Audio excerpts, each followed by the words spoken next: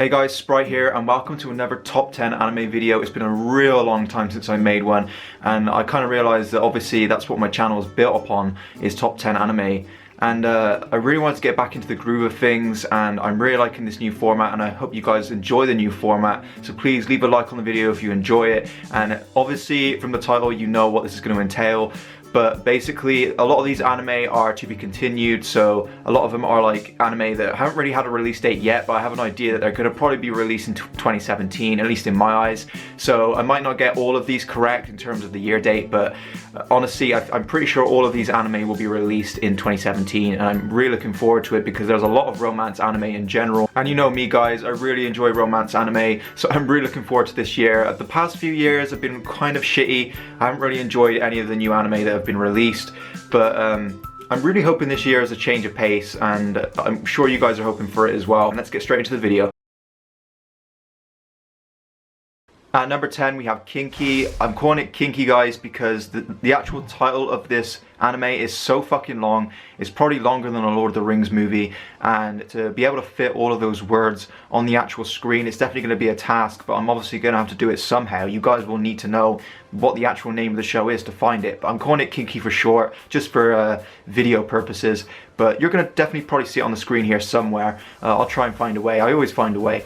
But this is just your generic, typical fantasy magic anime with action in it.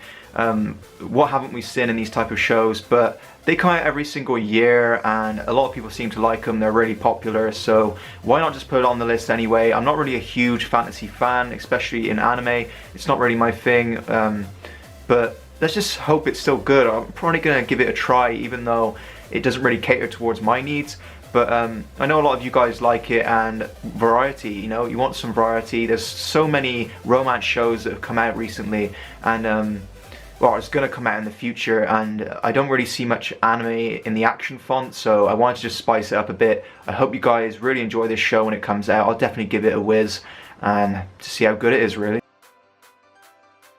Number 9 we have Clockwork Planet. Now this anime, when I was reading the description of it, really did remind me of Chobits in every single way. You know, a girl crashes into this guy's house and he finds out that she's a robot, and really things just start going from there. And I'm pretty sure when I was reading the description it said romance in it, but I'm not too 100% sure on that guys, so you'd have to reread it or look it up somewhere. But obviously there's going to be some type of romance in it, I would have thought, because it's a girl, it's a robot, it's someone new that just comes into his house. Of course they're going to bond together, they're going to talk a lot, they're going to just build character development together, and that's what's really important, at least for me, in a lot of anime shows, especially the shows that rely heavily on ecchi as well. It can still be a great show if they put the effort into the character development. But am I expecting anything decent from this show? Yeah, I am, because when I read it, it just reminded me of Chobits, and I really do hope it delivers on that font. Even if it's not like Chobits, I want it to kind of have a feel of a good romance with a robot in it kind of genre anime, if that makes any sense to you whatsoever. But yeah, if you miss the type of robot automaton type of animes, definitely check this one out. Number 8, Island. Now this anime is definitely looking like one of the best stories of 2017. I can't really judge it from the description, but I'm going to anyway because it really does look engaging from how it's written, and I really do hope it delivers on that font. So a deserted island that have inhabitants, and the only way to save the island is through 3 main girls, and there's an old guy that washes up on a beach and he apparently can help in some way. That was just fucking entertaining to me. I mean, you don't really see that very often, and I really do hope the way they write it and the way it's presented and executed is something way beyond people's expectations. I really do hope it blows the complete anime industry out of the water, but it probably won't. But let's just give it the benefit of the doubt, and I'm definitely going to hope for it to be a great anime, at least an 8 or a 9, and it's going to be on my watch list regardless. But if you're into story anime, this is probably one of the best bets for you this year. I really do hope it's one of those classics. In at number 7 we have Fukumenki Noise, and this is basically just your average romance anime, but the good thing about it is it incorporates music, the genre of music, into the show. And I can't remember, oh yeah, Your Lie in April was a really big anime at the time that came out. I think it was like a year or two ago now, and that incorporated romance and music, and look how that turned out. That was a really enjoyable anime, really emotional, and it really did just tick all the boxes in terms of quality, and I really hope this one does as well. But I'm pretty sure this one's a slice of life, so it probably won't be as serious or as demanding or romantically demanding as the Your Lie in April. But I really do hope it offers something good to the table, or at least, like I always mention, at least a 7 in rating. So it's enjoyable from start to finish. Yeah, I really hope you guys check it out. Even if you're not into music, there's a romance story here, and I'm hoping it's going to be engaging enough. So yeah, check it out. Number 6 we have Gamers, which obviously, that title alone just gives you an idea of what the anime entails. It's basically about a group of anime characters that really enjoy video games, and with their video games they kind of express it around their life, and basically it's a slice of life gaming type of romantic anime, and that interests me, especially because those two are definitely one of my main interests. And well, not so much gaming anymore. I used to game a lot when I was a kid, maybe like 14. I used to really game on the 360. It was like one of my favorite consoles, and God, it was good memories. But times have changed, and responsibilities have to be taken care of. And obviously, like, as a lot of the adults know that watch my channel, like, as you get older, things just get more boring. But at the same time, you get a lot more accessibility in your life, which is really, really important. But yeah, I kind of, it might give me a bit of a nostalgic sense when I come back to this anime, so really that's kind of one of the main reasons why I'm watching it, is for nostalgic reasons. It kind of would remind me of my days back in high school where I was gaming and all that sort of thing. So what's not to like about it? I really do hope it's enjoyable, at least a 7, at least decent enough to watch, and yeah, I hope you guys check it out. At number 5 we have Eccentric Family 2. Now, I didn't actually see the first season of this show, so I don't actually know what it entails, but to me, when I was reading the description of it, it really did look interesting, and I can't believe I actually missed this show beforehand. But I'm adding the second season on because obviously the second season is the newest season that's going to be released, probably in 2017. Who knows, it may be good, it may be bad. I really do hope it's at least a decent anime. I'm definitely going to give the first season a go before I go into the second season, of course, because what would be the point in that? I start the second season and I won't even be able to fucking recall anything or any events that happened in the first one, and I won't even understand what the fuck is going on. But Eccentric Family 2 does look half decent, and that's why I added it quite high on the list, because to me it looks interesting, and I really do hope it delivers on the second season. Of course, it must have been popular enough to get a second season to begin with, so let's just see if they can do something decent with it.